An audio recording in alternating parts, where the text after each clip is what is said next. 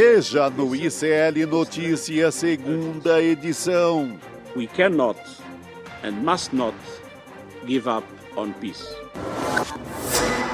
Mísseis, explosões e mais um dia de guerra no Oriente Médio.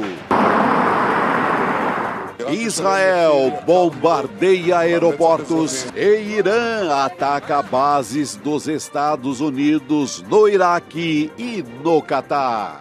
Allahu Akbar, madam.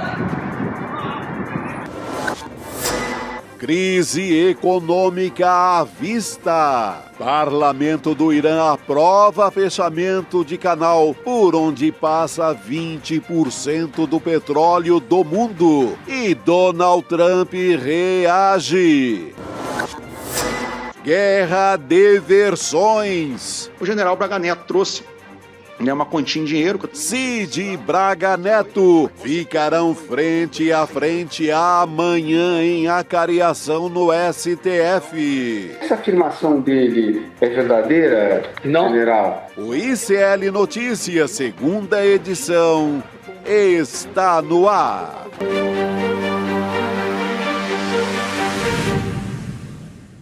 Olá, boa tarde. Seja muito bem-vindo, seja muito bem-vindo. ICL Notícias, segunda edição, está começando mais uma semana nos canais do Instituto Conhecimento Liberta, Eduardo Moreira, no canal da Voz Trabalhadora no YouTube, também na Pop TV, no Rio Grande do Sul. E boa tarde para você que chega pelas ondas do rádio, pela web rádio de Quixadá, no Ceará, a web rádio São João. Chico Sá já está aqui a postos e hoje Jamil Chad com a gente, viu, Chico, para noticiar o fim do mundo. O mundo pegando fogo. O Nordeste tem festa hoje, de hoje para amanhã, é a maior festa da região, uma das maiores festas brasileiras. Onde queríamos estar. Mas vamos tentar entender essa bagunça toda com o Jamil.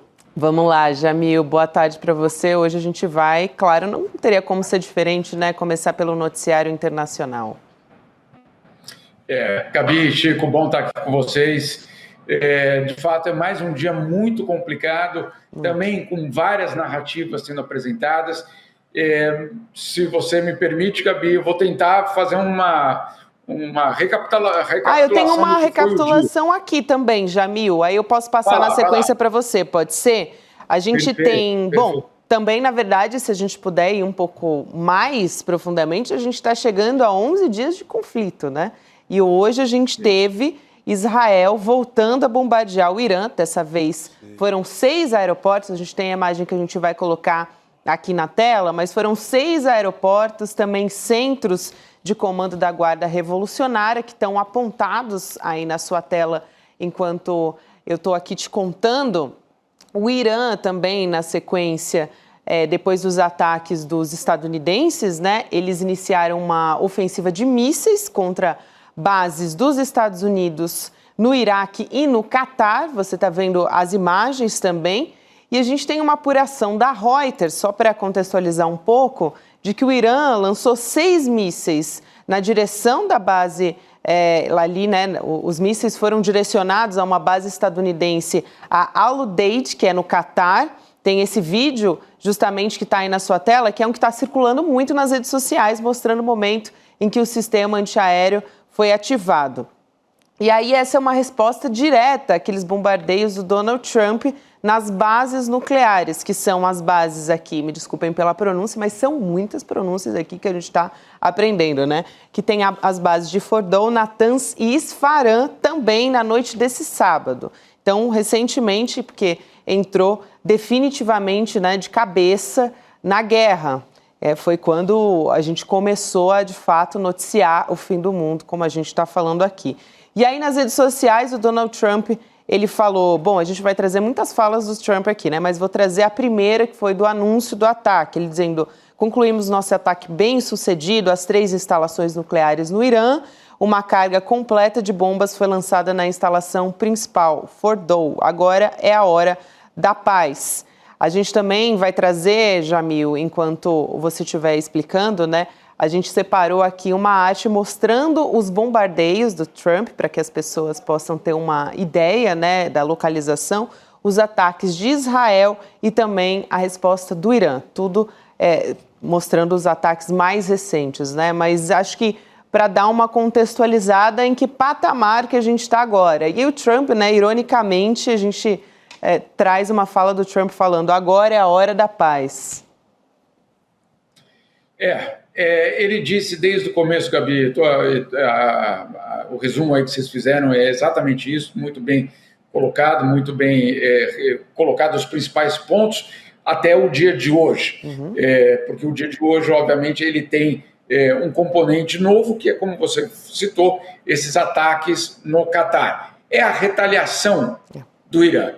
Agora, como é que aconteceu essa retaliação do Irã e qual já foi a resposta do governo de Donald Trump? Em primeiro lugar, o Irã, de fato, atacou não o Catar.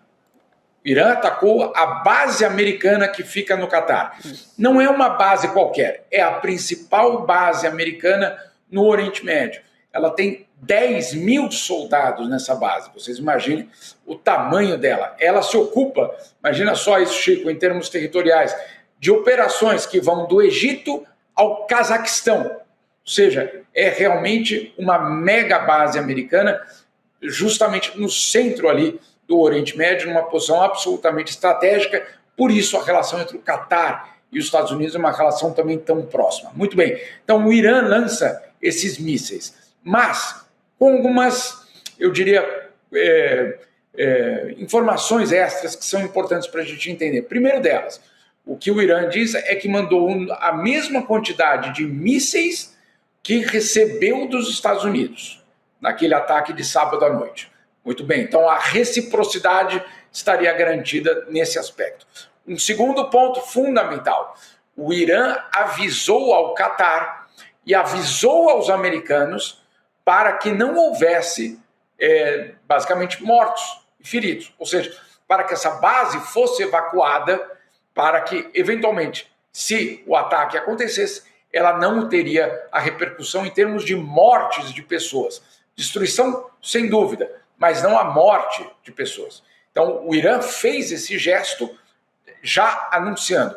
O que aconteceu de fato? O que aconteceu é que esses mísseis foram disparados e o Catar interceptou 12 dos 13 mísseis que foram basicamente disparados. Um deles não foi interceptado, mas ele tampouco atingiu a base. Então, de fato, o que aconteceu foi um ataque telegrafado por parte do Irã para cumprir algumas, vamos dizer assim, condições. Primeira delas, dizer aos americanos de que sim, eles vão atacar se for necessário. Né? Não foi um erro do Irã, foi um alerta, foi uma mensagem. Olha, nós temos a capacidade de atingir uma base de vocês se nós quisermos, mas nós estamos provando isso lançando mísseis, mas antes estamos avisando a vocês e ao país sede, basicamente, da base de vocês. Então, olha só, primeiro recado, sim, nós iremos retaliar caso isso continue. Ponto número 2, o próprio regime iraniano ultra pressionado domesticamente, também dando um recado para a sua própria base, para a sua própria população, dizendo, olha, vamos atacar caso sejamos atacados. Ou seja, é um ataque? Mas ele é, neste momento, um ataque, uma retaliação repleta de simbolismo, repleta de recados. Ela não gera e não gerou vamos dizer assim, um novo drama humano. Agora, depois desse ataque, nós já tivemos uma outra consequência, que foi o próprio Donald Trump ir às redes sociais, primeiro para dizer que foi um ataque muito fraco. É coisa do Donald Trump, né? Dizendo, olha, isso foi muito fraco. Claro, foi muito fraco porque era para ser muito fraco. Era para ser um recado, acima de tudo. E 2, Donald Trump dizendo, como você colocou, Gabi, agora então é o tempo da paz. Muito bem, ele pode dizer isso, mas algumas condições vão ter de ser preenchidas para que os iranianos eventualmente voltem à mesa de negociação. Primeiro delas, é rendição ou é negociação? É paz ou é sucumbir? Então precisa ser definido, antes de mais nada, né, Chico? Uma coisa é você falar de paz, a outra coisa é falar de rendição. Rendição não é paz, né? A gente sabe muito bem. Esse é o primeiro ponto. Segundo ponto também que não está claro. Será que Israel vai aceitar, então, negociar a partir de agora? Donald Trump pode dizer, eu quero agora, vamos negociar. Mas precisa agora convencer Benjamin Netanyahu a parar a guerra que ele começou e voltar à mesa de negociação. E aí eu me pergunto, será que hoje, quem é que abana o rabo de quem? Será que é o Donald Trump em relação ao Netanyahu ou o Netanyahu em relação ao Trump? Ou seja, qual é a relação de força entre esses dois homens? Você poderia falar, não, certamente Israel vai fazer o que os americanos definirem. Não sei mais se é tão certo assim. Chico, eu quero passar para você também, só pedir para a nossa equipe colocar aqui na tela o bombardeio do Trump para que as pessoas possam localizar. Então, a gente estava falando aqui das bases, né, que foram as bases nucleares que foram atacadas, né, Fordow, Natanz e Isfahan. A gente tem aqui um mapa mostrando, aí a gente colocando. Esse, na verdade, é exatamente esse, o bombardeio do Donald Trump. A gente tem também os ataques de Israel contra o Irã, que na sequência a gente pode colocar aqui na tela também. E depois a resposta do Irã. O Jamil falava aqui da base militar de Al-Udeid, né, que fica no Catar, e também algumas outras que estão apontadas aqui para que a gente tenha uma ideia, né? Agora, Chico, ainda tem uns outros fatores, né, surpresa nessa história, que são, por exemplo, o Vladimir Putin. Sim. A gente já teve um dos principais aliados, a gente tem do Putin, ex-presidente da Rússia, né, o Dmitry Medvedev, também tem uma pronúncia aqui mais complicada, mas ele fez uma declaração forte em que ele está dizendo que vários países, assim, sendo meio vago, né, vários países estão prontos para fornecer diretamente ao Irã suas próprias ogivas nucleares. E aí o Trump reagiu quase que automaticamente, ele foi para as redes sociais falar do Dmitry, dizendo: eu ouvi o ex-presidente da Rússia proferindo casualmente a palavra N, nuclear, e dizendo que ele e outros países forneceriam ogivas nucleares ao Irã. Ele realmente disse isso ou é apenas fruto da minha imaginação? E aí ele disse que, por favor, se isso for confirmado, me avisem imediatamente, essa palavra não deve ser tratada com tanta leviandade. E aí ele diz também, na sequência, acho que por isso que o Putin é o chefe, porque justamente é mais próximo ao Trump. Só que o Putin, ele também não se coloca do lado do Trump nessa história, né? Então é um fator interessante ali, apesar de não estar ali diretamente fornecendo, né, vamos dizer assim, material de bombardeio, material nuclear. Nessa história não está entrando diretamente no conflito, na guerra, mas também não está por enquanto, né? Por enquanto, mantém só nas palavras. Mas o que mostra, né, Jamil, nesse teatro é que o Trump conta muito com o Putin. Acha que eles têm que resolver aquele capítulo guerra da Ucrânia, o Putin e o Trump, e conta, no mínimo, com a passividade do Putin, da Rússia, nesse jogo, ao ponto de não considerar essas palavras aí mais fortes do colega russo, né? Então, a ideia, o que passa na cabeça do Trump, assim, isso deixa muito óbvio, é que, né, Jamil, que ele não conta com nenhum movimento, pelo menos nos próximos dias, do governo russo do Vladimir Putin. Ele acha que vai ficar como está, embora o Putin receba autoridades iranianas, converse, mas ele acha que não sai nada dali, não é? Muita confiança nesse sentido. É muita confiança, e na verdade é isso que preocupa muita gente, Chico. Se em algum momento essa mesa virar, se em algum momento a Rússia entender que o Irã é o último aliado, realmente o último aliado de Moscou no Oriente Médio, que ela não pode perder esse aliado e que, portanto, ela vai precisar defender o regime, não necessariamente defender o programa nuclear iraniano, não, defender o regime iraniano. Aí, claro, obviamente, se esse regime está numa crise existencial, aí, eventualmente, nós vamos ver, talvez, uma transformação dessa relação. Mas, neste momento, a Rússia vive uma encruzilhada. Ela tem a sua própria guerra, ela não pode, obviamente, destinar armas, destinar recursos para uma outra guerra que não é dela, né? Isso seria, obviamente, algo muito prejudicial. Lembrando sempre, né, Chico, a Rússia não está lutando contra a Ucrânia. A Rússia está lutando contra a Ucrânia e todos os aliados da OTAN da Ucrânia. Né? Ou seja, a gente faz esse malabarismo basicamente para dizer que a Rússia está enfrentando hoje a OTAN em território ucraniano. Então a Rússia não pode simplesmente dizer, olha, vou mandar uma parte das minhas armas, dos meus tanques ou dos meus mísseis, ou etc., para proteger o Irã. Ela não tem hoje como fazer isso, a não ser que, obviamente, haja algum tipo de transformação, primeiro, no território ucraniano.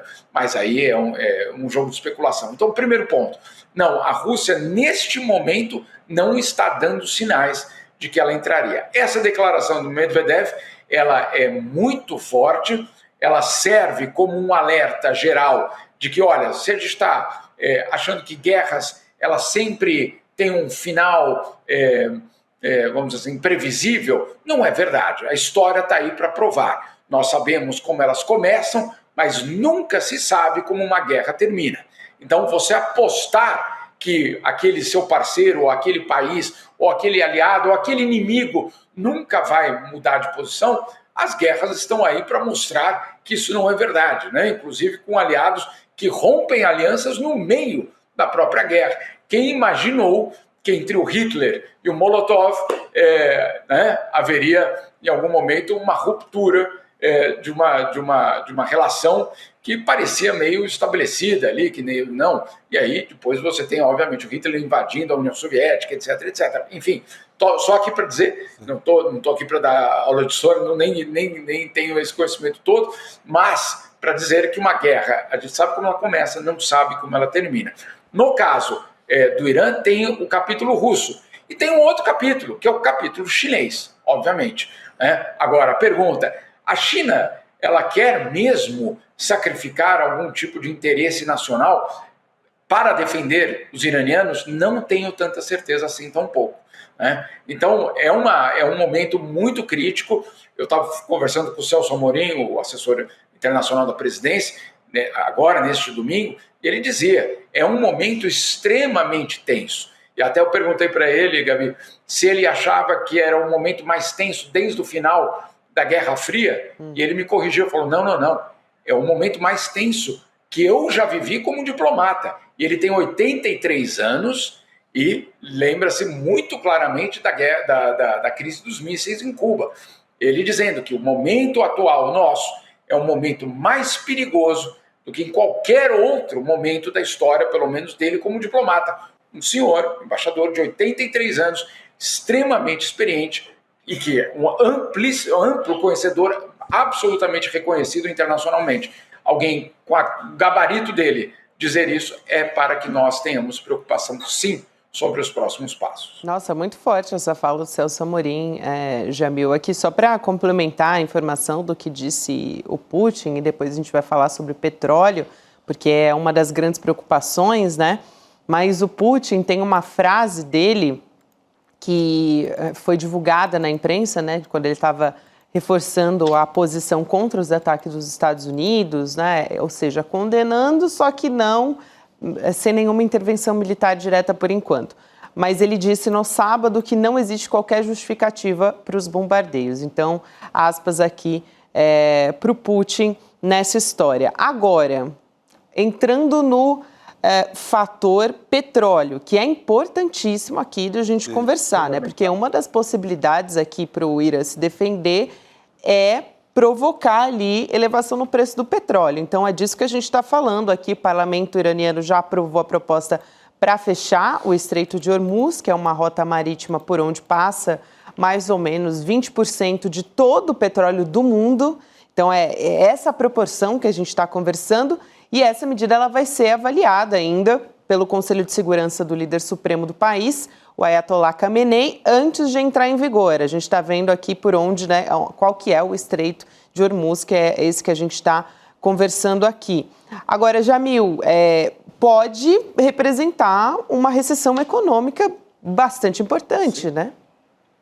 Sem dúvida. E olha só, vamos tentar colocar essa questão econômica no meio, porque ela é fundamental. Ela é fundamental até mesmo para o trabalhador brasileiro, para a classe média brasileira, para nós todos que vivemos basicamente na economia global. Esse estreito, ele é absolutamente fundamental para o abastecimento de energia no mundo. No mundo. Então, ele não é apenas mais um território, mais um canal em algum local do mundo. Não, ele é basicamente a principal avenida do abastecimento de petróleo no mundo. Então, se ele é fechado, se eventualmente o Irã resolve, por uma questão estratégica, para ameaçar o Ocidente, para fazer qualquer tipo de declaração político-militar, fechar o estreito, o que vai acontecer, em primeiro lugar, é um aumento nos preços do petróleo, aumento do preço da gasolina, um aumento no preço da energia. Isso, por exemplo, aqui nos Estados Unidos, Gabi, vai significar o quê? Inflação. O Brasil também, sem dúvida nenhuma. Mas por que eu estou falando aqui dos Estados Unidos? Porque isso vai significar inflação. Inflação aqui nos Estados Unidos vai significar, por exemplo, uma elevação da taxa de juros ou até a manutenção da taxa de juros num patamar atual que é mais elevado do que gostaria o Donald Trump. Muito bem. Uma elevação da taxa de juros nos Estados Unidos significa, e aí o Chico tem experiência de vários anos cobrindo toda a história econômica do Brasil, sabe que cada vez que o Fed aumenta a taxa de juros, quem perde somos nós no Brasil, na verdade, os países emergentes, porque o capital flui, volta para os Estados Unidos tentar ganhar aquele ponto extra na taxa de juros nos Estados Unidos. Há uma saída, então, de capitais dos países emergentes em direção aos centros, basicamente, do capitalismo, quando isso acontece. Quando isso acontece, quem é que se dá mal? Nós, no Brasil, porque aí o real é impactado, as bolsas são impactadas, o financiamento até mesmo do Estado é impactado, ou seja, vamos lá, só aqui fazendo uma tentativa de resumo, fechar o Estreito de Hormuz significaria um impacto econômico real para o bolso de um brasileiro que talvez diga, eu não tenho nada a ver com essa guerra. Pode ter sim, infelizmente. Tanto que o governo do Brasil já começa a discutir isso. Qual vai ser o impacto? Eleva etanol, o que vai impactar no primeiro momento. E da maneira mais cínica do mundo, o Trump fala, pelo amor de Deus, vamos deixar como está, ninguém aumenta o preço do petróleo. Pô, o cara bombardeia e não quer reflexo algum, né? Que doideira. Ele quer o custo, a gente chega perfeito. Ele quer o custo zero a partir de um ataque em que ele viola a soberania de um outro país, que obviamente ele causa obviamente um constrangimento internacional. Eu tenho visto gente dizendo assim, não, mas calma aí, o programa nuclear iraniano é um perigo. Bom, tá bem, é um perigo. Podemos até concordar com isso. Tem gente que diz que não, inclusive, mas tudo bem. Vamos aqui imaginar, então, que o programa iraniano é um perigo para a humanidade, é um perigo para Israel, é um perigo e o Irã não pode ter armas nucleares. Muito bem. Como é que você justifica, então, um ataque de um outro país a uma base nuclear que pode, você imagina, então, se ali tinha radiação, a exposição dessa radiação para a população local, matando basicamente a população local. Vamos ser claros aqui, né? Então, o risco de você atacar uma instalação nuclear é elevadíssimo. Elevadíssimo. Se houvesse tudo que eles falam que tem lá mesmo, quem diz que aquilo ali não seria um enorme desastre nuclear por si só? Então, tudo isso é muito grave. A única solução, no caso do Irã, e eu diria do Oriente Médio, é a negociação, é a volta à mesa da diplomacia, ao ponto central, basicamente, de algum tipo de processo negociador para que haja algum entendimento. Não há um outro caminho. O que o Trump faz, e é o lema dele, e ele tem implementado esse lema de uma forma muito consistente, não estou aqui apoiando não, só estou dizendo que é consistente, que é a paz pela força. Ou seja, eu boto uma arma na tua cabeça e te digo, agora você vai dizer o que eu tenho, o que eu disser, você vai repetir. Então, claro, é a paz? Não, não é a paz. A paz pela força não é paz. Ela é outra coisa. Ela é rendição. Ela é derrota de um lado e a vitória do outro. Mas ela não necessariamente é a conquista da paz. A gente já viu isso no passado. No Iraque, Saddam Hussein cai. enormes celebrações porque o Saddam Hussein caiu naquele momento. Ele cai, Gaddafi também cai. E o que nós vimos na década seguinte foi uma década de mortes nesses países. Então ele está defendendo o ditador. Não, ninguém está defendendo o ditador. Não há como defender Saddam Hussein. Não há. Ninguém tem, vamos dizer assim, o espaço para fazer uma defesa dessa. Agora, tentar saber o que vai acontecer no dia seguinte, a queda de um ditador. Né? E aí a gente descobriu que os americanos, né, Chico, não tinham um plano para o Iraque no dia seguinte, a queda do Saddam Hussein. E por 10 anos, na verdade 12 anos, uma guerra absolutamente dramática tomou conta de um país. Na Líbia, quando cai o Gaddafi, outro ditador indefensável, o que aconteceu foi o colapso de um país, que até hoje tenta entender quem é que manda lá. São milícias hoje que mandam no país. 2, inclusive, cada uma lutando entre si. Então, não é tão simples assim dizer basta derrubar aquele ditador, basta acabar com aquele regime teocrático, ditatorial e que está tudo resolvido. Não. Na política é muito mais complicado do que trocar, basicamente, de ditador. Eu queria aproveitar e trazer aqui a cobrança do Donald Trump publicamente na rede social também. Eu avisei, né, que a gente ia trazer muitos posicionamentos do Donald Trump em redes sociais. Ele, logo depois, né, a gente estava falando aqui a respeito do Estreito de Hormuz, o Donald Trump, ele reagiu, fez 2 publicações nas redes sociais a respeito disso. Primeiro ele usou aquele bordão, né, o Drill Baby Drill, para pedir que o Departamento de Energia aumente a produção de petróleo de forma imediata. Ele está dizendo, eu quero dizer agora. Você está vendo aí na sua tela. E depois, ele cobrou que não aumentem o preço do petróleo. Aí eu conversava com o Chico uns 5 minutos antes do programa entrar no ar. Eu falei, gente, como se a responsabilidade não fosse dele, né? E mais do que isso, eu acho muito interessante que a imprensa comprou a versão. Então eu vi algumas sentenças construídas assim, né, Jamil? O Donald Trump, com temor que os conflitos no Oriente Médio levem a uma alta dos preços. Gente, ele tem total responsabilidade sobre isso. Até parece que parece que não tem a ver com ele. É de outro país. Ele está temendo, né? Como assim? Eu fiquei impressionada. A forma... Eu gostaria de... É curioso, parece um ex-presidente, né? Sim. Jimmy Carter, é o Jimmy Carter, lá atrás. Isso. Que doideira. Jamil, mas eu tô... Por sinal, fui eu que ataquei há 2 dias aquele país, né? Inacreditável. Total. Jamil, como é que está o entorno do Trump a essa altura? Porque tem aquela base mais ideológica que, teoricamente, estaria contra a ideia de guerra, de mais uma guerra norte-americana. Porque a ideia era fortalecer os Estados Unidos, fazer crescer a economia, e com todo aquele nacionalismo... que foi prometido. Essa base trumpista já largou essa ideia, já entrou mentalmente na guerra também? Então, Chico, é curioso essa história, porque, claro, o que Donald Trump mais faz é desmentir a ele mesmo, né, em vários momentos. Mas essa é um ponto fundamental, porque ele foi eleito, em parte, com a promessa de que ele não só ele não entraria em guerras, mas ele retiraria os americanos de outras guerras que eventualmente os Estados Unidos poderiam estar envolvidos, inclusive na Ucrânia.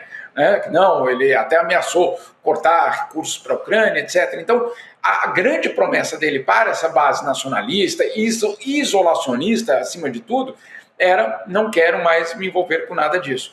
E aí, 5 meses depois, ele faz isso tudo que nós estamos vendo. Então, tem 2 percepções aqui que eu tenho ouvido muito. A primeira é de que, claro, no Partido Republicano há, neste momento, um embate muito grande entre os falcões do Partido Republicano que sempre quiseram a guerra, né?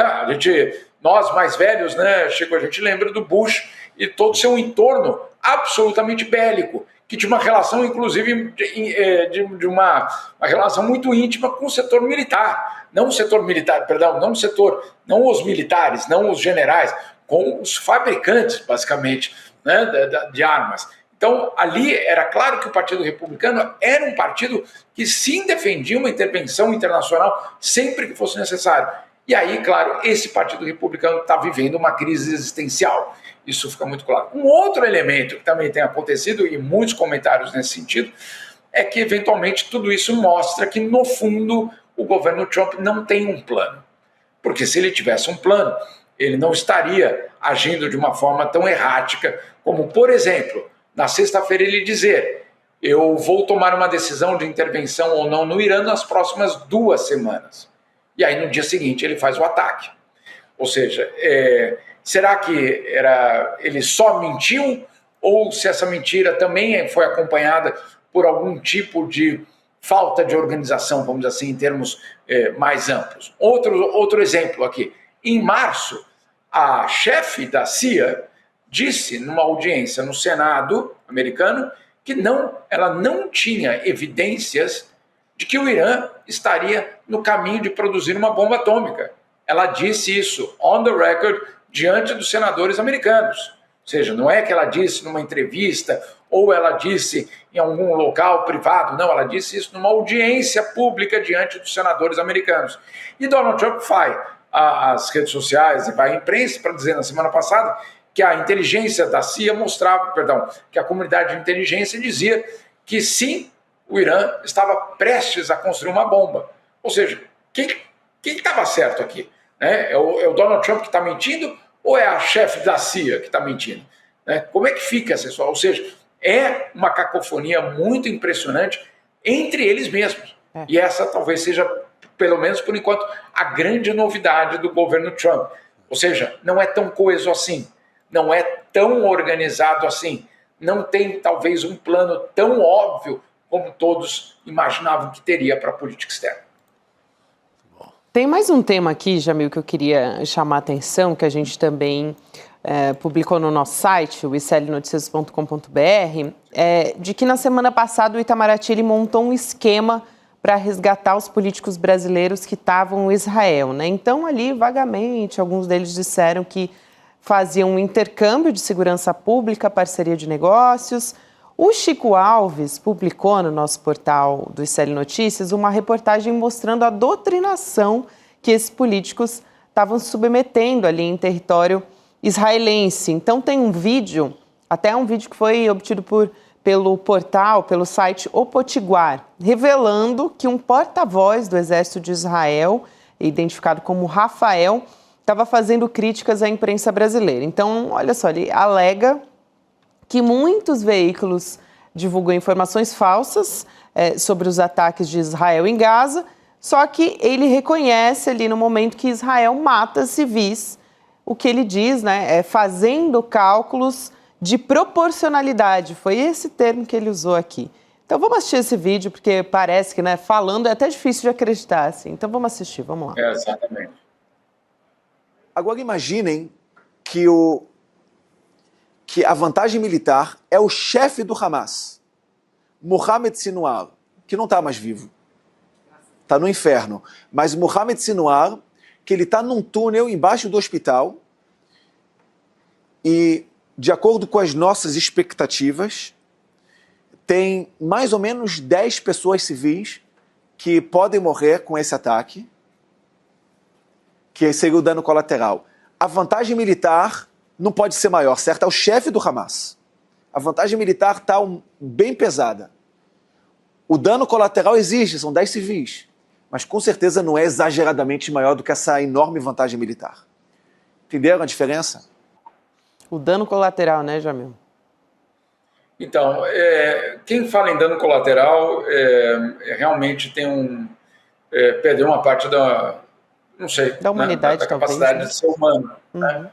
Porque esse dano colateral não é um prédio, não é um carro, não é um avião que é destruído. É uma família, é alguém, né? É a mãe de alguém, é o filho de alguém. É muito impressionante ouvir isso. E eu lembro do Sérgio Vieira de Mello, brasileiro, que foi um dos nomes principais da ONU por anos, que ele falava que era impossível falar em danos colaterais numa guerra, quando esse dano colateral são seres humanos. Né? Então, não. E aí eu não estou dizendo, não, então mais uma prova de que apoio o Hamas. Não. Ninguém aqui tem nenhuma pretensão de fazer nenhum tipo de apologia ao terrorismo. Agora, os fins não justificam os meios, né? Não há isso. As regras da guerra, elas são claríssimas. Você é obrigado a não só ser proporcional, mas também evitar as mortes de civis. Então, não adianta você dizer, não, mas olha, compensava. Para quem? Compensava para quem? Essa história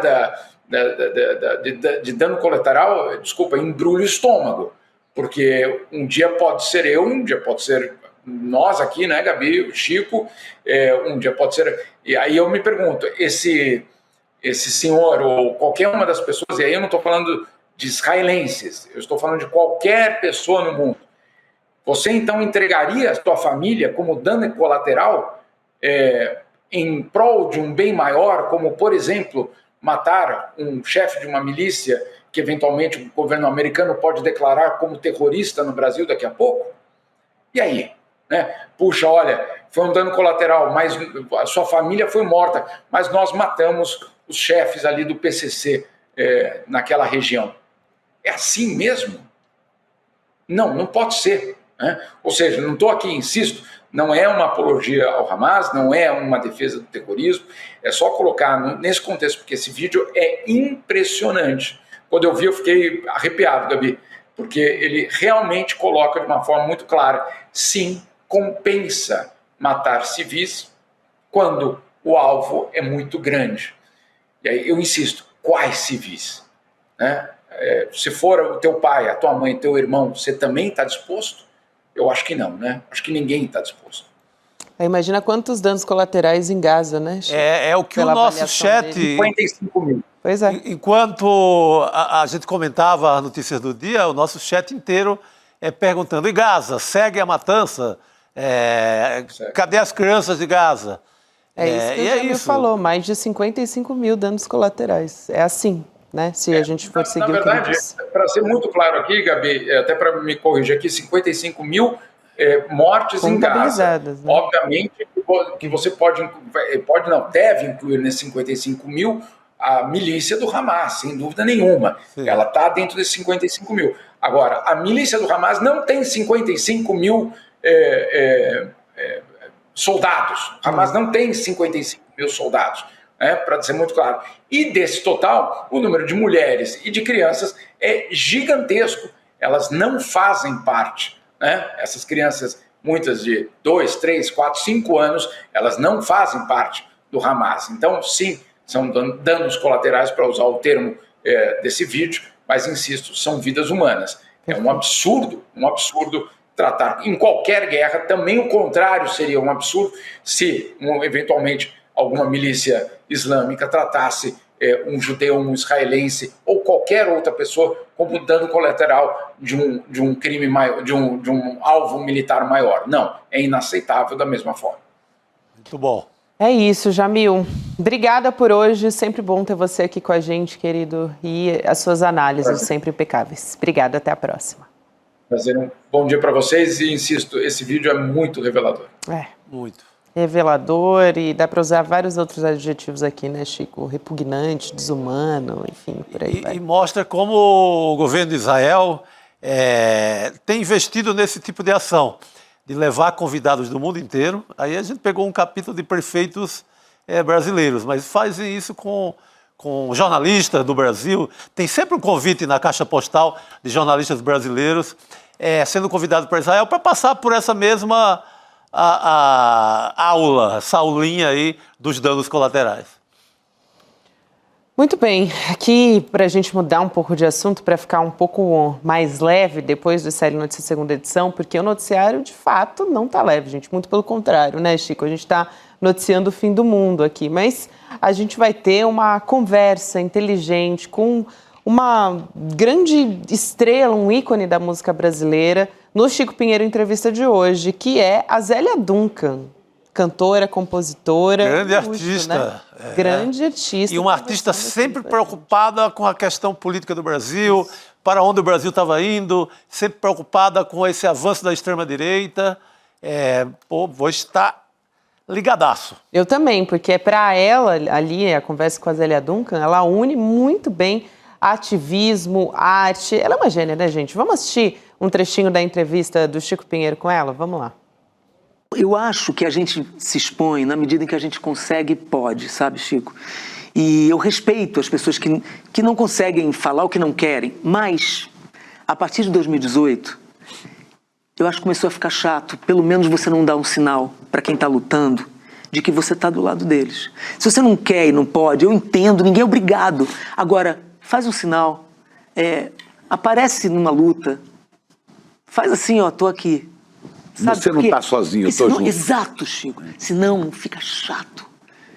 Para você, eu entendi que fica ruim para você se posicionar num momento em que tem tanta gente sofrendo. Aquele momento da pandemia, as pessoas morrendo.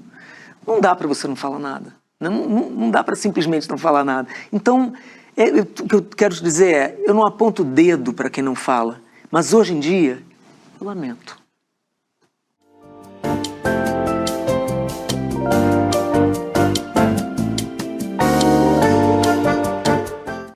Então você acompanha essa conversa agora, às 7 horas da noite, com a Zélia Duncan. E você também pode entrar no grupo do WhatsApp do CP Entrevista, que é o icl.com.br/Chico, porque aí você vai receber os nossos conteúdos exclusivos antes da entrevista ir para o ar. Fica o convite aqui para você, vale muito a pena. Nossa, que recado para os isentões, hein? Que deu a Zélia, meu Deus. Afiadíssima, Zélia, né? Aliás, vocês viram Acorda, minha gente. Falando em afiadíssima, né? Vocês viram quem se materializou aqui na nossa mesa, né? O homem das urgências. Shazam, né? Como dizia antigamente. Shazam! Tô aqui. Boa noite, Rodrigo. Boa noite, né? boa noite. Shazam, muito bom. Eu estava ouvindo vocês aqui e assistindo na tela o jogo do Botafogo e Atlético de Madrid. O Botafogo se classificou, o primeiro time brasileiro classificado no Mundial. Perdeu de 1-0, mas está classificado. Viva o Fogão. É isso aí, viva o Botafogo. Muito bem, eu gostei de saber dessa notícia. Gostou, né? Eu tava torcendo aqui. Tava na torcida. Foi quanto? 1-0 pro Atlético de Madrid, mas o Botafogo classificou. Bom. Pode dar Botafogo e Palmeiras na próxima fase. Opa! Nossa, vai ser um jogo puxado, hein? Agora as pessoas devem estar ouvindo aqui, esse cara tá vindo da onde? Nós estamos aqui falando de turismo da guerra, né? Turismo da morte, não sei o que, o cara vem dar resultado de futebol. Mas a gente vai voltar para lá, né? Vamos voltar a falar disso. Não tem como ser diferente, a gente estava conversando agora com o Jamil Chad. Né? Eu vi, esse vídeo é nauseante, né? Desses prefeitos, vereadores e tomando aquela aulinha ali enfim, turismo de guerra, turismo de morte, né? Foram fazer turismo de guerra. E em alguns casos disfarçado de turismo religioso, porque eles vão para lá com um discurso meio religioso. Aí é aproveitada, mas já passaram por lá, temos que lembrar. Tarcísio de Freitas, governador de São Paulo, sim. Ronaldo Caiado, governador de Goiás, a caravana é a mesma, a mesma natureza. Só que agora foi o terceiro escalão. Agora foi lá embaixo. E quase que ficam lá presos no meio do tiroteio. Né?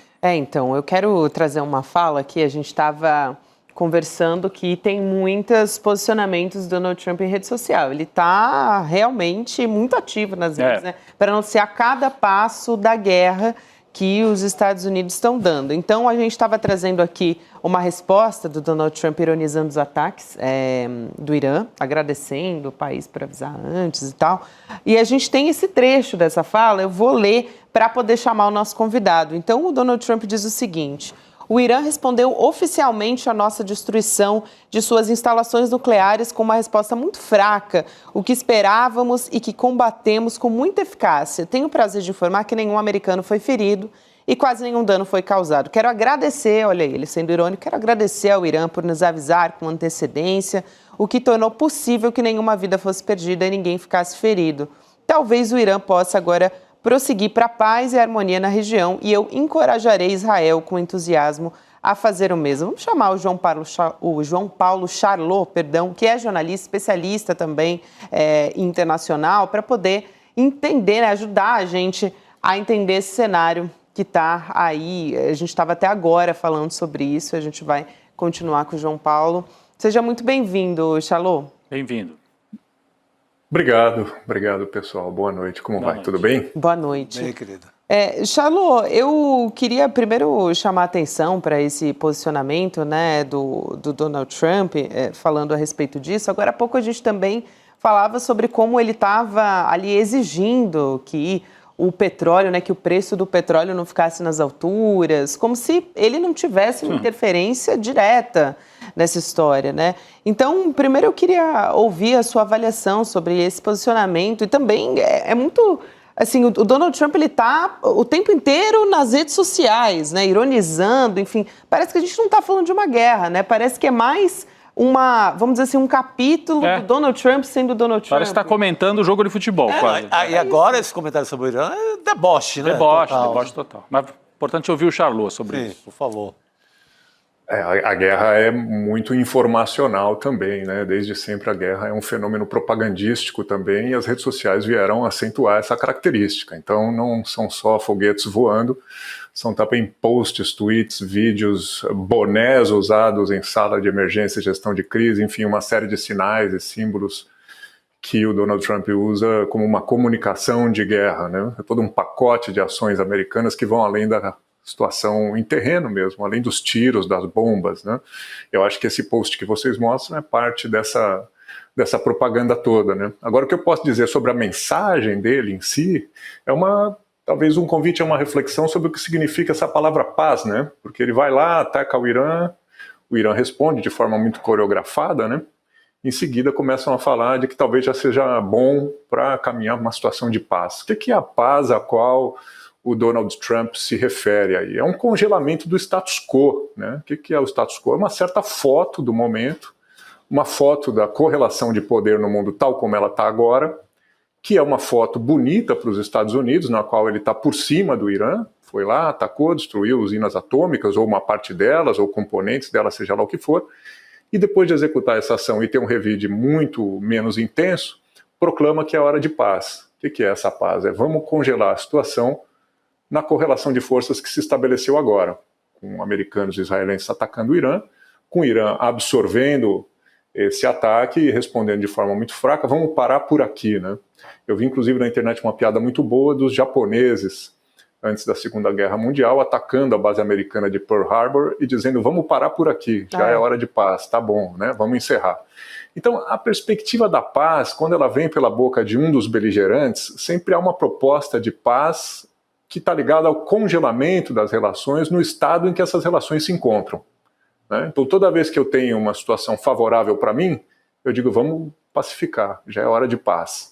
Agora, quem está por baixo, se não tem condição política, econômica e militar de reagir, de contestar essa paz acaba prevalecendo, que nada mais é que uma reorganização das relações entre os países dentro dos moldes que estão sendo propostos. O que o outro ator vai fazer, no caso o Irã?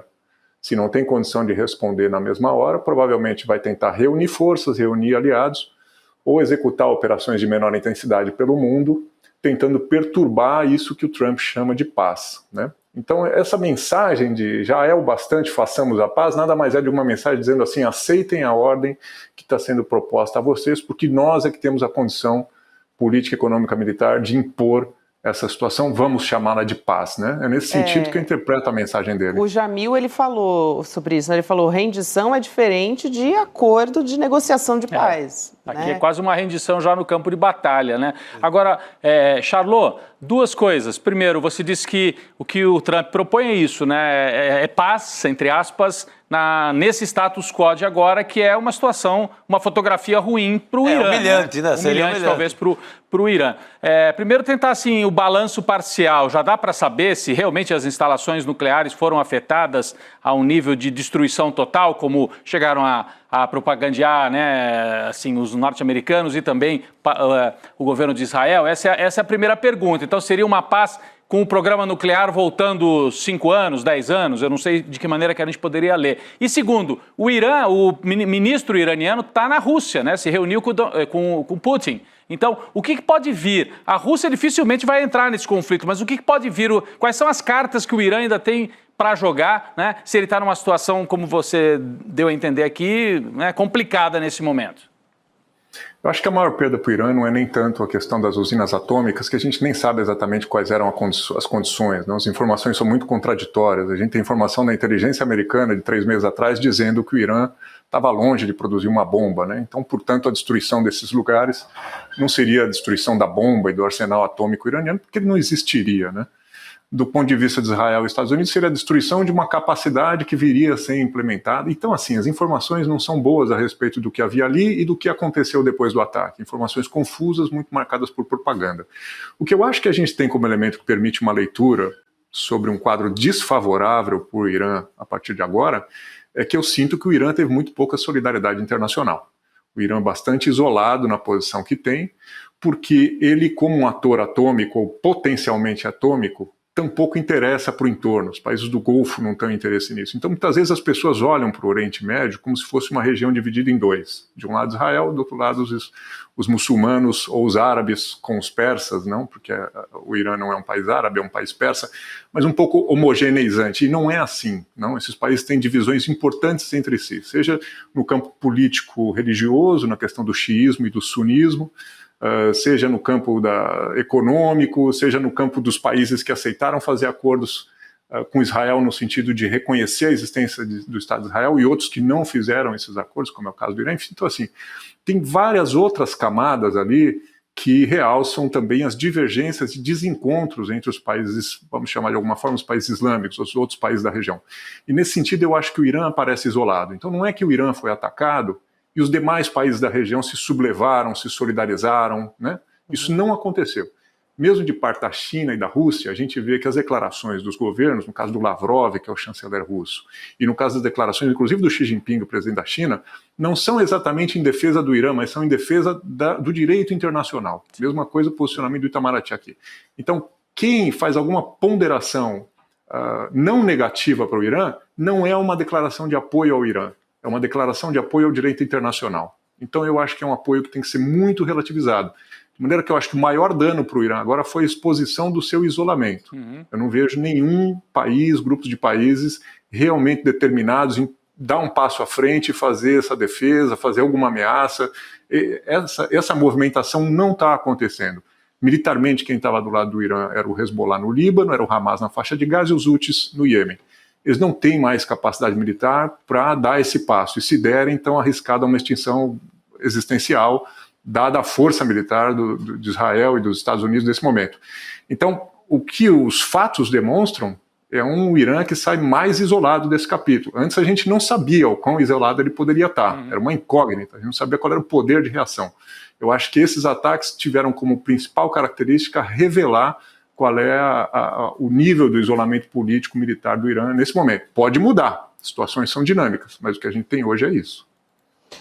Charlotte, também tem uma questão da ONU parecendo bastante incapaz, parecendo não, né? Parece bastante claro que ela é incapaz de impedir esses conflitos, né? Teve também a invasão da Ucrânia, operações de Israel em Gaza, enfim, agora a gente tem essa questão do Irã também. Agora, tem uma fala do secretário-geral das Nações Unidas, o Antônio Guterres, pedindo por diplomacia sem dar sinais de que ele estava acreditando no que ele mesmo estava falando. Então, parecia assim, meramente protocolar. Eu vou trazer aqui um trecho do discurso dele, porque eu acho importante a gente falar sobre o papel do Conselho de Segurança da ONU. Vamos assistir. We face a stark choice. One path leads to wider war, deeper human suffering and serious damage to the international order. The other leads to de-escalation, diplomacy and dialogue. We know which path is right, and I urge this Council and all Member States to act with reason, restraint and urgency. We cannot and must not give up on peace. Thank you. O presidente Lula, por exemplo, ele sempre fala de uma necessidade de reformulação, né, do Conselho de Segurança da ONU. Não sei se seria um caminho, mas queria a inclusão de mais membros permanentes. Eu não sei se esse seria um caminho, Charlotte. Eu queria te ouvir sobre isso, sobre uma reformulação. O que seria capaz de garantir uma atuação que realmente fosse eficaz, né, que não tivessem mais guerras no mundo, como a gente está vendo. Quando a gente ouvisse falar em ONU, tivesse ali pelo menos meio segundo de alguma esperança. A gente escuta hoje ONU e tira onda, né? A ONU. Como tivesse acabado. Não tem posição hoje mais impopular do que defender o direito internacional e as Nações Unidas. Realmente, pior posição que você pode assumir é de argumentar em defesa do direito internacional e da ONU, e é exatamente o que eu vou fazer. Porque eu acho que esse é o único caminho que o mundo tem. Ou seja, quando a gente saiu da Segunda Guerra Mundial, depois do Holocausto, depois de uma devastação em escala global, que tomou a Ásia, que tomou a Europa, que envolveu o país da América Latina, uma guerra numa escala inimaginável, qual foi a grande conclusão dessa geração que viveu essa perturbação tão profunda? O que essa geração quis dizer para as gerações futuras, quis dizer para nós? Não entrem nessa, não? Sigam esse caminho aqui se vocês não quiserem entrar nessa. Qual é o caminho indicado? É o caminho da diplomacia, é o caminho de instâncias que possam fazer a arbitragem, né? Dizer quem está certo e quem está errado, uma instância capaz de determinar medidas que não sejam ou que não sejam primeiramente o uso da força militar. Ou seja, foi feita uma arquitetura de um mundo possível onde a guerra fosse realmente uma grande exceção, né? Então, se a gente vai à Carta da ONU, quando ela trata sobre guerra, e qualquer pessoa pode ler, o capítulo 7 é muito curtinho, ele diz, a guerra é proibida, ela só é permitida, né, ela é proibida, mas se quiser pode, né? Ela tem duas exceções. Uma é você se defender de um ataque que tenha acontecido contra você, né? Que alguém tenha agredido militarmente o seu país, ou disparou um míssil contra o seu país, ou invadiu o seu país com tropas. Então você pode responder imediatamente para cessar essa agressão, né? Porque é claro que a carta não deixaria os países de mão atada diante de uma agressão, né? A outra é o Conselho de Segurança se reunir e decidir que é preciso usar a força. Dizer, olha, essa situação, se não for confrontada agora com uma ação militar, ela vai escalar para uma situação indesejada. Fora isso, tudo é proibido, tudo é ilegal, tudo é crime. Então, assim, a ordem sobre a qual a gente está baseado é essa, as pessoas precisam conhecer. Qual é a ordem que o mundo havia assumido depois de 45 e que, teoricamente, perduraria até hoje? Não existe direito à guerra, existe direito à defesa. Você pode se defender, mas você não pode mover a guerra contra alguém. Na Carta da ONU, quem ataca é o agressor. Então, quem executa o primeiro ataque é o agressor. Quem responde está se defendendo. Esse é o espírito que perdurava no mundo. Tudo isso, evidentemente, está bagunçado, está perdido, tá pervertido, está subvertido. A gente agora voltou a uma situação, como bem definiu, inclusive, o assessor especial da Presidência da República do Brasil, Celso Amorim, para assuntos internacionais, de desordem na ordem mundial, né? Essa ideia toda está muito contestada. Alguma coisa vai ter que emergir no lugar. Você me pergunta se a proposta brasileira, e também uma proposta de alguns países dos BRICS, de reformar o Conselho de Segurança, de ampliar a sua representatividade, seria uma saída. Eu tenho uma mensagem muito pessimista. Eu acho que melhora, mas não é a saída. Eu acho que uma instância mais plural é melhor. Mas os problemas que a gente está vendo, eles também se repetiriam num Conselho de Segurança mais amplo. A gente chegaria no mesmo impasse, que é o quê? Eu voto a favor dos meus amigos e voto contra os meus inimigos. Basta a gente ver como exemplo, para encerrar minha resposta, como a maioria das pessoas tem posição muito diferente quando analisa a agressão de Israel ao Irã e quando analisa a agressão da Rússia à Ucrânia. As pessoas conseguem colocar dois pesos, duas medidas para uma situação que, do ponto de vista do direito internacional, é a mesma. São países agredindo outros países, tomando iniciativa militar contra outros países. Então, na medida em que a gente sequer tem consenso no plano individual a respeito de como as coisas deveriam funcionar, é uma ilusão achar que os 120 e tantos países que estiverem no Conselho de Segurança vão conduzir a coisa de forma melhor. Vai ser mais plural, vai ser mais democrático. Mas eu acho que os dilemas verdadeiros, os dilemas de fundo que a gente está vendo, não se resolvem com um número maior de países. Eu acho que é preciso um novo pacto em relação aos valores dos países, da ideia de Estado, de civilização, do que é paz e tal. A má notícia é o seguinte, a humanidade só conseguiu produzir coisas desse tipo depois de grandes tragédias, depois de grandes guerras em grande escala. Fora disso, em períodos de paz, não me lembro de nenhum exemplo de grande convenção de Genebra, de grande lei da guerra, de grande reestruturação das Nações Unidas que tenha acontecido por livre, espontânea geração, vamos nos reunir para reformar. Sempre é consequência de um trauma, sempre chega de forma tardia, tentando remediar uma situação que já aconteceu e chega sugerindo às gerações futuras o que é o correto fazer. E as gerações futuras, como a gente está fazendo, costumam renegar essa lição e andar para trás. Me chama a atenção, né, que quando houve aquele ataque dos Estados Unidos ainda no governo Bush, houve toda uma encenação, pelo menos tentaram justificar, justamente porque havia essa ideia de que você tem que respeitar o direito internacional, então você tem que justificar. Não, eles têm arma de destruição em massa, então o nosso ataque vai estar justificado porque tem arma de destruição em massa no Iraque. Depois se provou que não tinha. Mas enfim, pelo menos houve uma tentativa. Agora não teve tentativa nenhuma. Não. Agora o Trump... fala-se ali, é um ataque preventivo. Criou-se esse álibi do ataque preventivo. E não houve resistência, não houve crítica. Na época, a França, por exemplo, exerceu o papel de crítica aos Estados Unidos, né?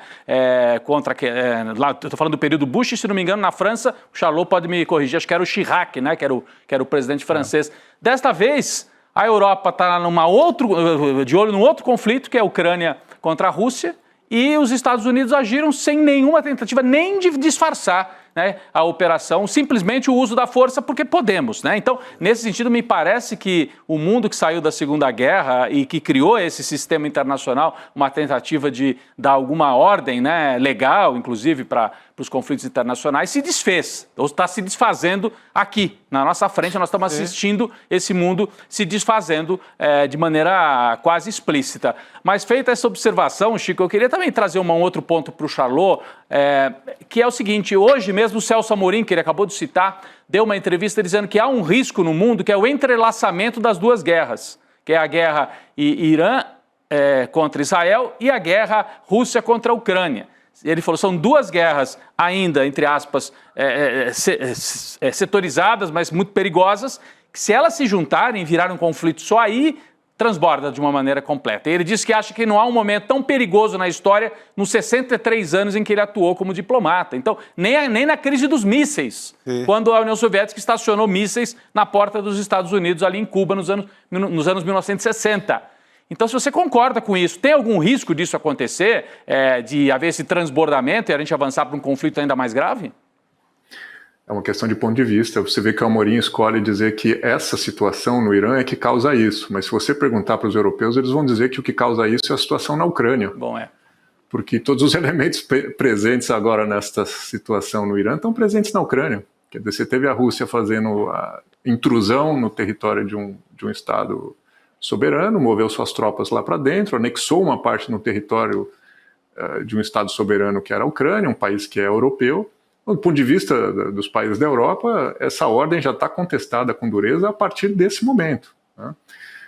Em que um membro do Conselho de Segurança, que é a Rússia, uma potência nuclear que é a Rússia, move tropas no território de um outro país. Isso, inclusive, o movimento da tropa no território de outro país é ainda mais aviltante do que você jogar bomba só sobre um outro país, que é o que fizeram com o Irã, né?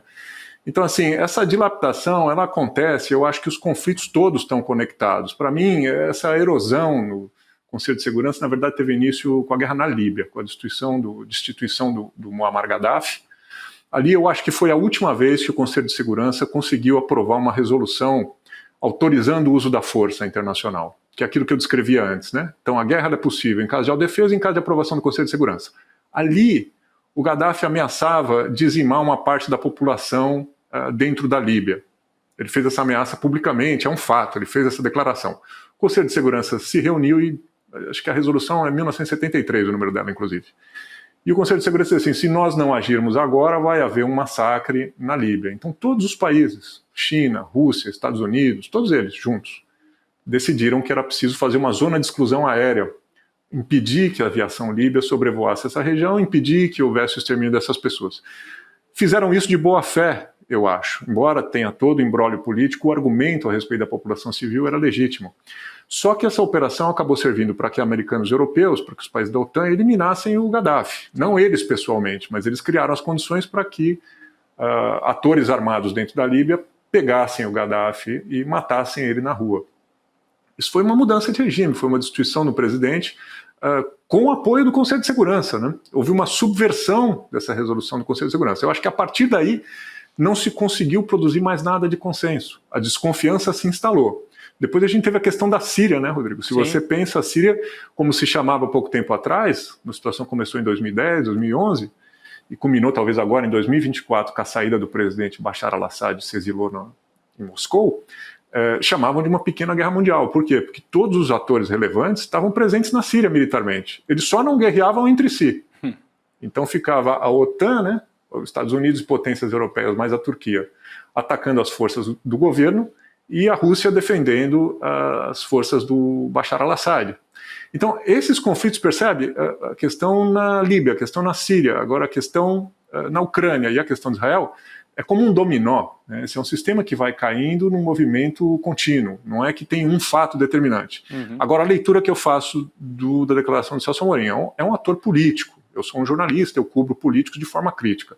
Eu acho que tem um subtexto dele ali, que é de colocar a situação de Israel, com a qual o Brasil não tem uma relação amistosa com esse governo Netanyahu, de maneira muito mais grave do que a situação protagonizada pela Rússia na Ucrânia, sendo a Rússia um governo com o qual o Brasil tem muito mais amizade, inclusive o presidente Lula foi lá em desfile militar.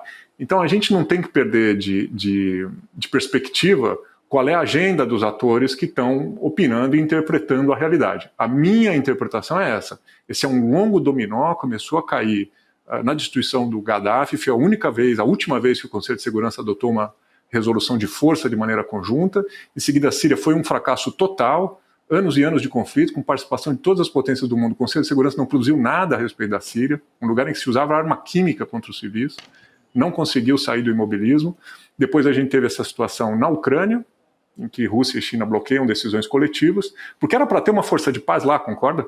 Era para ter capacetes azuis fazendo uma zona de exclusão, separando essas tropas cada uma para um lado, parando essa matança. Isso aqui, para isso serve o Conselho de Segurança. Para isso serve força de paz. Você nota que a última vez que a gente falou de força de paz foi talvez no Haiti. Desde então não se tem mais. E se pensava que era uma má solução. Agora você vê as situações Israel-Líbano, Israel-Gaza, Israel-Irã, Estados Unidos-Irã, e você não tem uma força internacional se interpondo entre os beligerantes, é melhor ou pior do que ter capacetes azuis? É melhor ou pior do que ter Conselho de Segurança? Então a gente foi realmente para esse campo em que é cada um por si e Deus por todos. Agora, cada ator político vai enumerar uma situação como sendo a pior, a primeira, a mais grave, a que rompeu, né? Esse é o discurso de cada ator. Cabe a gente, como jornalista, mostrar quais são as agendas, os interesses, de onde essa pessoa olha e de onde ela opina, para colocar as coisas nos seus contextos e as pessoas se associarem por quem tem mais, por quem dão razão e tem simpatia livremente. Isso. Charlot, um prazer te receber aqui, um abraço, bom trabalho por aí também. Muito bom, obrigado. Obrigado, querido. Obrigado, um abraço a vocês, valeu. Boa noite, um abraço grande. Gente, eu queria, assim, dar uma respirada desse noticiário internacional para lembrar que a gente vai ter uma aula de investimento aqui no ICL. Aula de investimento no domingo, não é isso? Domingo, investir é para todos. Muita gente conhece o investidor mestre, né? E a gente já teve mais de 70 mil alunos formados pelo investidor mestre, né? Que é o nosso programa de educação financeira. Agora, a gente tem essa aula que é aberta e gratuita, que é o Investir para Todos, com o Edu Moreira, que é para você, assim, começar do básico, qualquer pessoa que quer aprender a investir, não sabe como, por onde começar, é a número 1. É como fugir da arapuca dos bancos, daquele gerente que te pega ali no corredor. Olha, tem uma aplicação aqui que é ótima. Eu já caí muito nisso.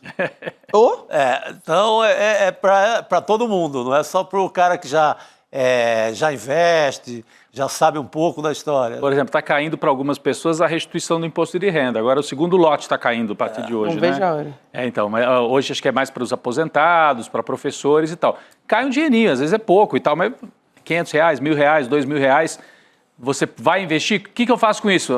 Muita gente vai dizer, eu vou pagar minhas dívidas primeiro, né? Mas para quem sobra um pouquinho mais, né? Para quem tem essa sorte, vale muito a pena acompanhar a aula do Edu, que vai dar as indicações aí, cln2.com.br, para você se inscrever, põe o seu e-mail e aí no domingo a turma do ICL te avisa, 8 da noite, 29 de junho. É o próximo já, esse domingo agora, né? Esse agora, é isso aí. Participe. 29 de junho, 8 horas da noite, ao vivo, online. É bom para todo mundo tirar dúvida. Olha, também. E nada contra os gerentes. Meu gerente é ótimo. Aliás, eu também tenho uma... Estou falando é do banco, é do dono do gerente. O dono do gerente. Aí é que é a complicação. Tem a voz do dono e o dono da voz. Né? Exatamente. Tem o gerente beijo do banco pro gerente e o banco do Brasil, gerente. Os operários também, né, gente? Bom, vamos nessa, então. Faz sua inscrição aí em icln2.com.br. Dá para você deixar o seu e-mail aí para receber o aviso de que a nossa aula vai começar. Vai ser domingo agora, mas você vai recebendo as novidades também nesse processo.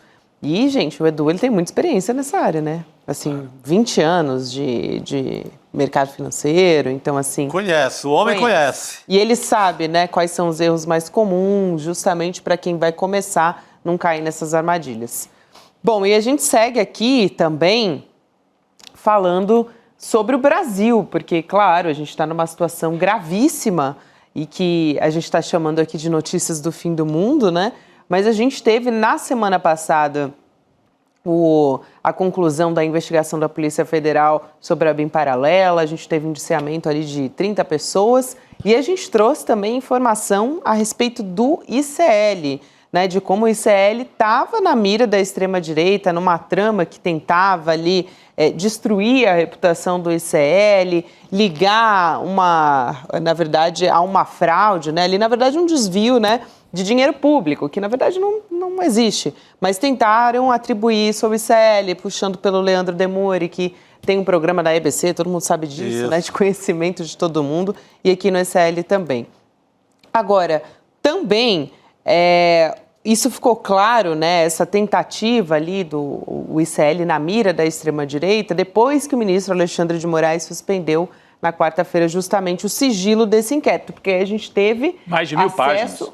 A mais de 1000 páginas. Aí a gente trouxe aqui os trechinhos, né, a estrutura clandestina que foi montada, né, com esses agentes para alimentar o gabinete do ódio, associando o ICL a essa farsa toda.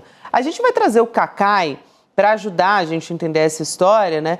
Até porque o Cacai, ele já conversou diversas vezes com a gente aqui sobre como isso também é uma maneira, um uso político de uma estrutura para tentar criminalizar a imprensa, né? Os jornalistas que estavam ali justamente... A BIM paralela é um caso, aliás, que surgiu com o jornalismo, né?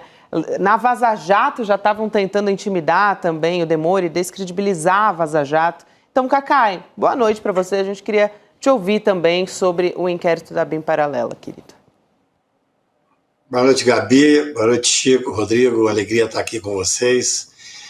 Olha, essa revelação desse relatório sobre a BIM paralela é preocupante e é, sob alguns aspectos, até frustrante, né? Porque é impressionante a incompetência dos que estavam fazendo essa investigação paralela. É algo assustador, assim, assustador.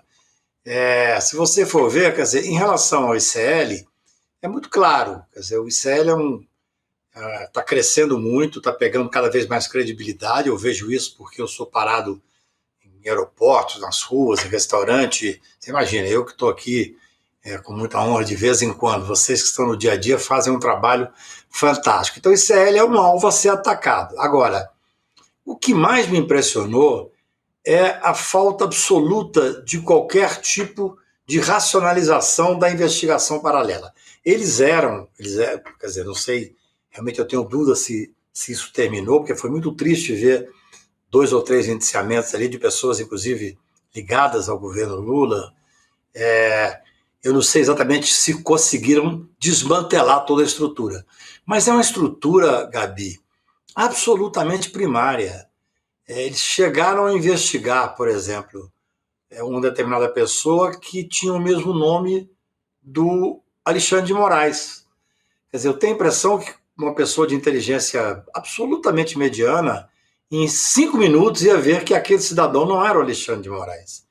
No entanto, foi feita uma investigação.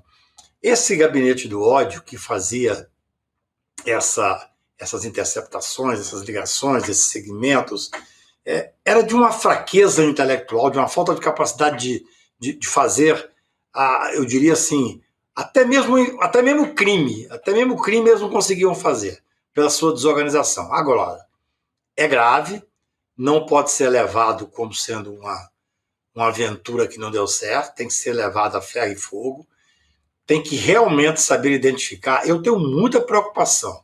Sugiro alguns nomes, e você sabe melhor do que eu, alguns nomes que tem que ser esclarecido a participação dessas pessoas. São pessoas que têm credibilidade, que têm acesso à Polícia Federal, que têm acesso a informações sigilosas.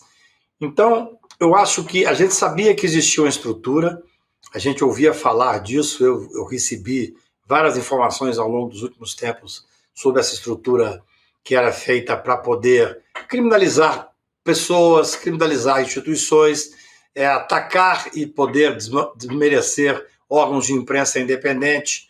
Quer dizer, ser imprensa independente no Brasil hoje, como o ICL é, e que além de ser independente, porque tem uma estrutura muito bem montada, tem uma equipe extremamente forte, uma equipe extremamente preparada, isso óbvio que chama atenção e a gente sabia que haveria algum tipo de tentativa de desmoralizar. Mas a organização deles, se por um lado era perigosa, porque contava com uma capilaridade grande, contava com pessoas importantes, contava e ainda não está devidamente esclarecido. Por outro lado, era realmente algo assim primário, muitas vezes primário.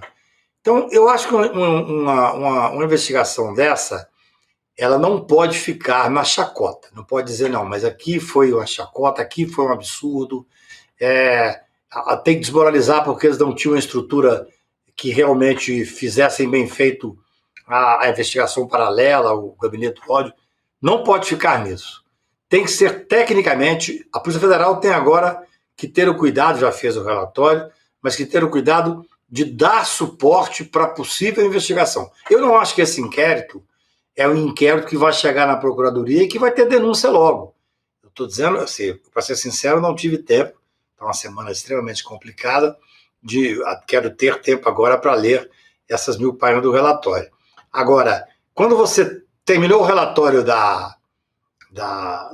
do golpe de 8 de janeiro, eu li naquela mesma noite, eu tinha certeza que a denúncia sairia, mais cedo ou mais tarde, se ia ser dividida em 5 ou não, mas ia sair. Esse relatório é um relatório que eu acho que ainda vai ter que ser aprofundado. Agora, é gravíssimo, é contra a liberdade de imprensa, é contra a liberdade das pessoas se posicionarem. Eu acho que talvez até pelo nome de pessoas que estão ali indiciadas, que tem que esclarecer por que estão indiciadas realmente, eu acho que isso é de uma gravidade ímpar. Não podemos tratar esse inquérito como sendo eu diria assim, quase uma brincadeira irresponsável por parte de pessoas levianas. Sem dúvida, até o diretor, é sempre bom a gente lembrar, né, que os agentes ali da ABIN, eles estão ameaçando greve, estão pressionando de fato pelo afastamento do diretor da ABIN, que foi indiciado. Então, o atual, você está falando, né? Exatamente. Porque tem a turma que veio do bolsonarismo. A cúpula atual da ABIN. Que é isso que o Cacai falou, né? Reforçando aqui. Porque foi nessa segunda-feira. Isso. O diretor-geral Luiz Fernando, Federal, né? É um homem tido, Luiz Fernando, um homem tido como sério, uma pessoa que tem relacionamentos e é respeitada. Assim, veja bem, eu não faço pré-julgamento, mas eu acho que é importante que claro, o relatório em si chega a conclusões e é um relatório feito com toda a técnica da Polícia Federal, que a gente conhece bem, tem feito um trabalho admirável. Mas eu acho que agora tem que ter um suporte na análise desse relatório, porque é muito grave. Não é pouco grave o que está acontecendo. Não é só pelo fato de ter se insurgido contra o ICL, que já é gravíssimo, que significa uma imprensa independente, a gente sabia que isso estava acontecendo. Mas também insurgiu contra uma série de pessoas que ocupavam cargos importantes, mas que não está muito claro por que estavam sendo investigadas. Qual era, no meu ponto de vista, o principal aqui, Chico, Rodrigo, é entender qual era o objetivo desse grupo paralelo, entendeu? Era para subsidiar o golpe, era para tentar fazer pressão, era exatamente isso que eu ainda reconheço, que não tive tempo de ler as 1000 páginas do interrogatório, do relatório, para poder entender, no fundo, o que esse grupo estava fazendo. Mas percebe, assim, pela leitura, que era um grupo que tinha 1000 utilidades. Era meio atrapalhado em alguns momentos, mas ele servia, por exemplo, para defender o Flávio Bolsonaro na questão da rachadinha, de encontrar uma fórmula com a Receita que livrasse o Flávio Bolsonaro da acusação da rachadinha. Em outro momento, ele produzia fake news para espalhar contra o Lula na eleição. Tinha 1000 funções, né? 1000 utilidades. Aí, claro, se deparava em alguns momentos com figuras como humoristas. Pegava o Gregório do Vivier, Tinha até um pedido para investigar um candidato a presidente do Vasco da Gama no Rio de Janeiro. Ia para cartolagem do Carioca. Do futebol, Tinha os momentos completamente surreais. Surreal. Isso é que é o que mais me preocupa, porque assim, eu diria que essa capilaridade, você não consegue ver uma objetividade, né? Assim, o que é que nós temos que ver? Claro, muita coisa tem que ser vista. Houve influência na tentativa de impedir que o senador da República fosse denunciado por uma rachadinha óbvia, que todo mundo sabe que existiu. Se houve, qual foi o órgão? Foi dentro da Receita Federal? Foi dentro do Ministério Público? Gente, aquilo ali, pelo que a gente acompanha, teve ação do Ministério Público. Esse grupo tinha condições realmente de influenciar. Por isso é que eu digo que esse relatório, pelo que eu passei os olhos, ele não é um relatório que... O que é a regra? Eu sou advogado criminal. Você tem um relatório da Polícia Federal, você lê, você sai dali falando, aqui vai dar pedido de complementação. O Ministério Público vai pedir complementação. Não, aqui vai dar denúncia logo. Esse caso, ele é tão capilarizado, ele tem tantas frentes. Pulverizado. Sim. Pulverizado e de uma forma, às vezes, eu diria, quase pueril. Claro que tem muita coisa gravíssima, que tem que ser levada a ferro e fogo, mas é difícil você pegar um relatório que tenha tido uma investigação tão ampla, tão capilarizada, e que algumas coisas desmoralizam a própria investigação. Quando você pega uma pessoa que é investigada, uma pessoa notória, e que está investigando uma pessoa com o mesmo nome, que não tem nenhuma relação, e que demora um tempo para descobrir, causa uma certa perplexidade, né? É verdade. Quer dizer, é uma coisa... Tudo bem, se fosse assim, não. O chefe é o tal lá do Bolsonaro 3, que parece ser completamente inepto. Aí você justificaria esse tipo eu diria, de erro crasso, né? Agora não, tinha gente, foi iniciada gente com alta capacidade de investigação. Infelizmente, até diria assim, porque eu respeito muito ele, foi iniciado o ex-diretor da Polícia Federal, que é uma pessoa que, além de ter conhecimento técnico e respeitabilidade, tem, gente, uma capilaridade de relacionamento enorme. Então, por isso é que eu digo que esse relatório, ele uniu mais ou menos ser humano com o seu germano. Então, é a hora agora de depurar para você não ter um relatório que não chega a lugar nenhum. Sim. Porque quando você tem uma coisa ampla demais, que pega uma perplexidade, o candidato a presidente do Vasco, que está fazendo ali, rachadinha, que é uma coisa seríssima, que envolve ou a Polícia Federal, ou o Ministério Público Federal, ou a Receita Federal. Aí, de repente, você pega nomes que estão lá nitidamente com um erro de investigação. Se tivesse durado 10 minutos, 20 minutos, mas não, durou um tempo a investigação. Olha, eu não conheço um relatório tão estranho, que eu diria, uma investigação tão estranha, que, a esta altura, feita pela Polícia Federal, que eu respeito tanto, merece ser aprofundada essa investigação e esmiuçada, viu, Gabi? Não dá para pegar esse relatório e falar assim, não, o relatório não chega a nenhuma formação de possibilidade de processo, por isso peço o arquivamento. Opa, não. Vamos fatiar, vamos enfrentar os pontos que tem que pedir, pontos que tiverem sem nenhum tipo eu diria, de uma sequência lógica de investigação. Gente, a investigação, ela é científica, ela tem lógica. A gente que é advogado criminal vê para que lado está indo a investigação.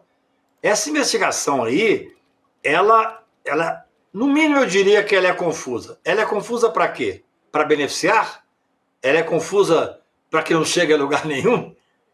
Quando você tem tantas pessoas sérias investigadas e tem uma pessoa do naipe, do calibre e da respeitabilidade do ex-diretor da Polícia Federal indiciado, é muito bom para ver exatamente, com lupa, todas as investigações que estão lá. Algumas foram feitas para confundir. Se foram feitas, o técnico saberá dizer que foi feita.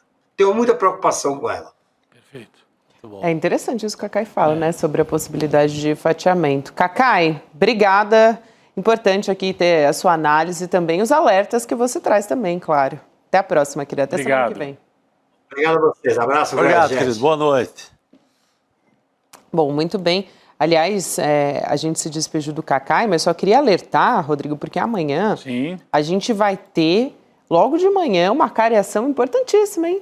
Cara a cara. Na trama do golpe. Por quê? Porque amanhã o general Braga Neto e o tenente-coronel Mauro Cid vão estar frente a frente. A hora da onça beber água, hein? É o coronel contra o general. Lembra que a gente falava, será que vai ter a cariação, né? Para tentar esclarecer algum ponto do depoimento que não bate com o outro? Amanhã a gente vai ter isso aqui. O Mauro Cid, ele é o delator dessa história, claro, a gente vem conversando a respeito disso, e tem um ponto ali que é divergente do depoimento deles, né, que o Mauro Cid, ele diz que recebeu dinheiro do Braga Neto, aquela história que a gente noticiou aqui no ICL Notícias, até com exclusividade, numa caixa de vinho, né, e esse dinheiro, ele diz que seria usado para o plano Punhal Verde e Amarelo, e o Braga Neto, ele nega essa história. A gente tem até um vídeo aqui, dá tempo, gente, da gente colocar o vídeo em que tem a divergência? Vamos lá, então, assistir.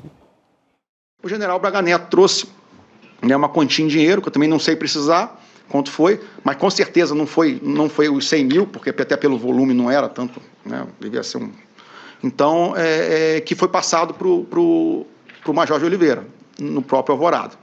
O senhor que passou esse dinheiro? Eu passei, sim, senhor. Eu recebia do general Braga Neto. O senhor recebeu esse dinheiro do general Braga Neto? Sim, senhor, no Palácio da Alvorada. Ele estava onde, esse dinheiro?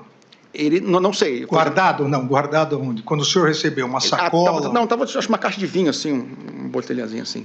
Né? E aí eu depois, acho que bobear no mesmo dia, eu passei para o Major de Oliveira. Essa afirmação dele é verdadeira, general? Não, eu como eu disse para o senhor, eu não tinha contato com financiadores, eu não tinha como arrumar dinheiro.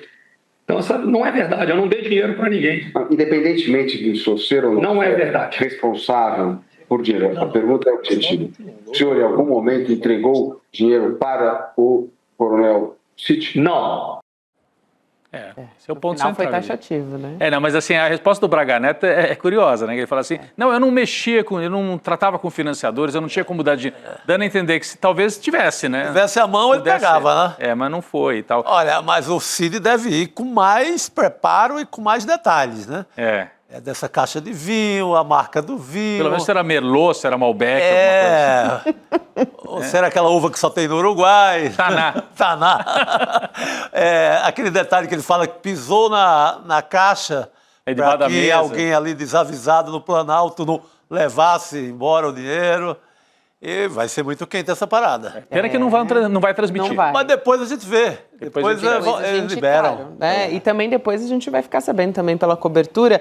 Amanhã também tem o Anderson Torres e o general Freire Gomes, né? Que não é réu na trama, mas ele é testemunha. Mas também vai ter uma cariação entre eles na parte da tarde.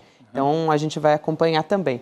Vamos nessa? Então Vamos. Amanhã vai ser um dia quentíssimo também lá em Brasília. A gente tem agora o Chico Pinheiro entrevista com a Zélia Duncan. Muito legal. Então, fica aqui com a gente, porque vale muito, muito a pena acompanhar. Boa noite, Rodrigo, boa noite. Chico. Amanhã a gente está de volta. Boa noite a todos também. Valeu. Sabe que para muita gente, às vezes sobra no fim do mês. É difícil, mas às vezes sobra um pouquinho de dinheiro. E ele fica lá no banco. O banco pega esse dinheiro, empresta para outros, cobra juros altos e ganha em cima do que você deixou lá. Você precisa saber investir. Investir não é só para quem tem muita grana, não. Pode ser para você também que consegue poupar um pouquinho a cada mês. Agora, investir como? É essa a dica que a gente quer dar aqui no ICL. Eduardo Moreira, que veio do mercado financeiro, que conhece as armadilhas dos investimentos, vai dar uma aula online, gratuita, para ensinar para você. Investir é para todos. Vai ser no dia 29 de junho, às 8 da noite, é num domingo. Quer saber como as notícias do dia impactam o seu bolso? Então cola comigo no Mercado Investimentos. Durante a semana eu explico os movimentos da economia e o mais importante, como isso bate na porta da sua vida. No preço da gasolina, dos juros do cartão, do aluguel e do carrinho de compras. Eu queria te perguntar, o preço subiu mesmo? Porque as pessoas estão cautelosas e receosas com os preços. Elas acham que a inflação vai subir e aumenta essa desigualdade. De segunda a sexta-feira, ao vivo, das 11 às 11h30, um panorama econômico do Brasil e do mundo no canal do ICL Notícias. A informação que faz a diferença no seu dia.